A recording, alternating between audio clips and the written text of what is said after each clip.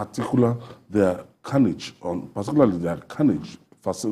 facilities of the Independent National Electoral Commission, INEC, has refused to abate.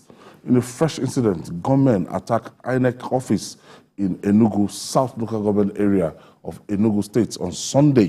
Just Sunday. The attack claimed the life of one policeman on duty. INEC National Commissioner in charge of information, voter education, Festus Okoye, confirmed the latest attack, which came a few hours after similar attack in Imo State. It's as if some people are bent, they don't want this election to hold. Yeah, so, particularly, they've targeted INEC. Now, if the referee cannot come to the field, the match will not hold. So they are trying to take out the middleman, take out the referee, so that they can have a free. This has never been hidden, really. We know that there is a group in the Southeast calling themselves unknown gunmen who have made up their mind that it's either Biafra or nothing. Is this restricted to the Southeast alone? Because we've had INEC offices in Ogun State, in Sokoto State. When you look at the number of INEC offices attacked, per Southeast is number one. Yeah, and it's also the smallest geopolitical zone. That Southeast is the equivalent of Oyo State. You are talking about movements that are compact. You can say in Kaduna or in Katsina, one village to the other will be around 20 kilometers. But in the Southeast, chances are every kilometer there will be people living there. So these people are not only within these towns, they know exactly what they are going after. And what we need to do, which we said on this program before, is to ensure that we keep these places safe. But if this story is true, that only one policeman, as written in the report, that only one policeman was there and he was killed, then we are not yet serious to protect our assets. Because if you know this is a red hot target, and you put only one lone policeman there, you are asking for trouble.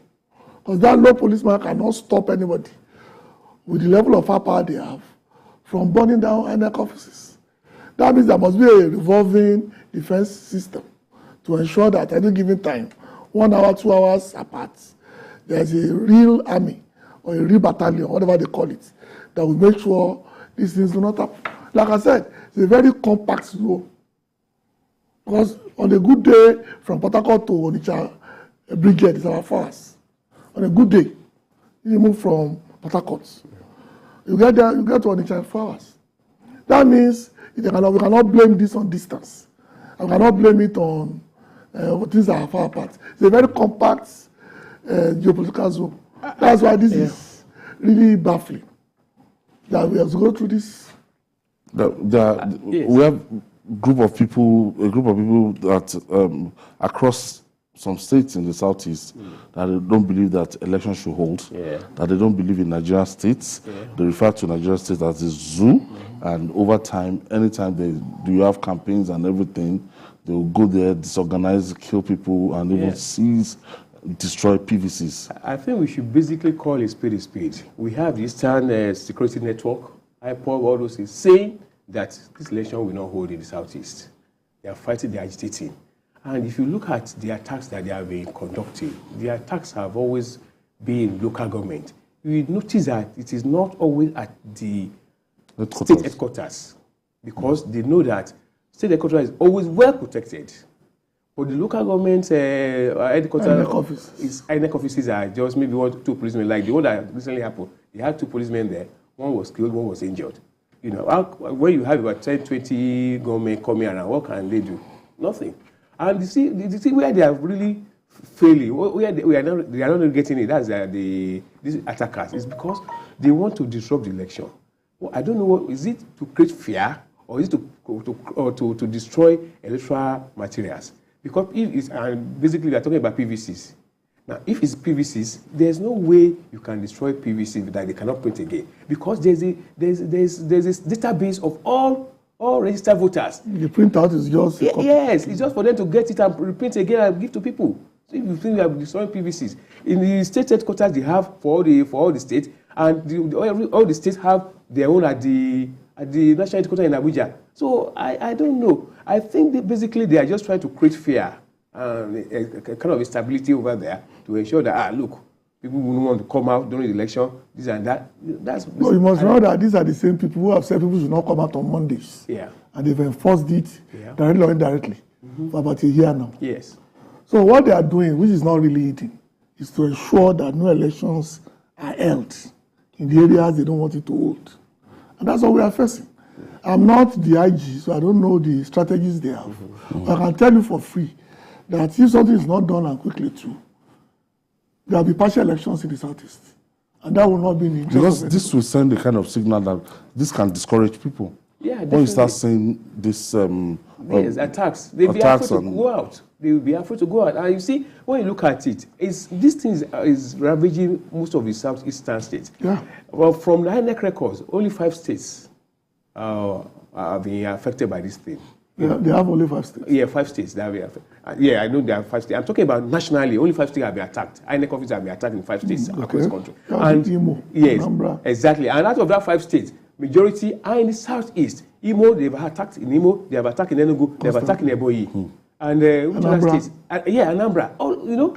So I think it's only one, maybe in the southwest here, that we had that kind of attack. Oh, exactly. So what are they trying to prove? That look, incidentally, we have a major contestant coming from the southeast, which is supposed to be his own base. So what are they trying to do? To destroy that election? Because by destroying that election, they are causing problems for the candidate coming from that zone. Because and those who are supposed to vote for it, yeah, those are his people who are supposed to vote. So if you are not creating a fear, the environment of fear, environment of instability, insecurity over there for people to come out, if you are creating that environment over there, then you are now saying that those people that are supposed to vote to come out and exercise the civil right will not be able to come and vote for the candidate from that southeast. It is not a well thought out thing. And the only state that will be safe during the elections probably be Imo State, because they have a different calendar for their governors. Yeah. Apart from that, you cannot really... No, they have State House of Assembly, they have National Assembly, and they have House of Representatives election to take place. The presidential. So we cannot really mobilize like we used to do for one-off elections. No.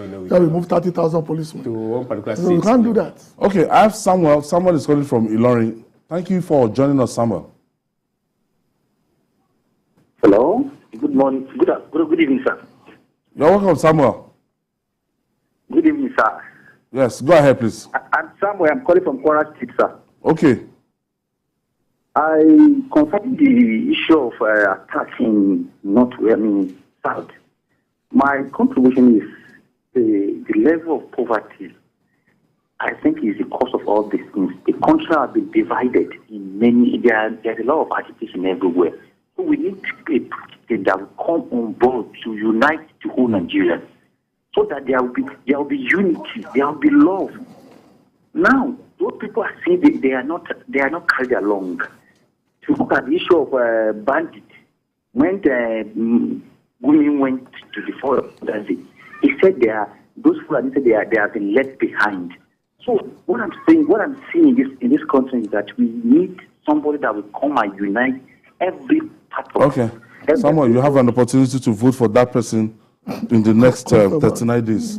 Just go and vote. You have